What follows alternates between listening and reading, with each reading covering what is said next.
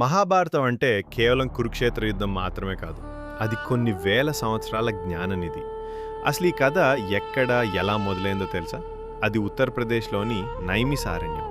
అక్కడ శౌనక మహర్షి ఆధ్వర్యంలో 60,000 మంది ఋషులు కలిసి 12 ఏళ్ల పాటు సాగే ఒక మహా సత్రయాగాన్ని నిర్వహిస్తున్నారు. హోమగుండాల నుండి ఎగిసిపడుతున్న పొగ, వేదమంత్రాల ఉచ్చారణతో ఆ అరణ్యం మొత్తం పునీతమైపోతుంది. సరిగ్గా అదే సమయంలో కథల మీద పట్టున్న ఎన్నో పురాణాలను ఔపోసన పట్టిన ఉగ్ర స్రవసౌతి అనే సూత మహర్షి అక్కడికి చేరుకున్నారు. ఆయన రాకతో ఆ యజ్ఞశాల అంతా ఒక కొత్త ఉత్సాహం వచ్చింది.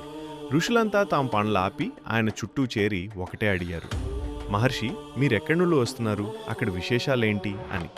అప్పుడు ఆ సూత మహర్షి తన గంభీరమైన స్వరంతో ఇలా చెప్పారు, నేను కురువంశపు వారసుడు జనమేజయ మహారాజు చేస్తున్న భయంకరమైన సర్పయజ్ఞం నుండి వస్తున్నాను. అక్కడ వ్యాస మహర్షి శిష్యుడైన వైశంపాయనుడు చెప్పిన జయ అనే మహా ఇతిహాసాన్ని విని వస్తున్నాను అని. అసలు ఆ సర్పయజ్ఞం ఎందుకు జరుగుతోంది? ఆ యజ్ఞకుండంలోకి వేల పాములు వచ్చి ఎందుకు పడుతున్నాయి? ఆ కథ ఏంటో పార్ట్ 2లో తెలుసుకుందాం. జే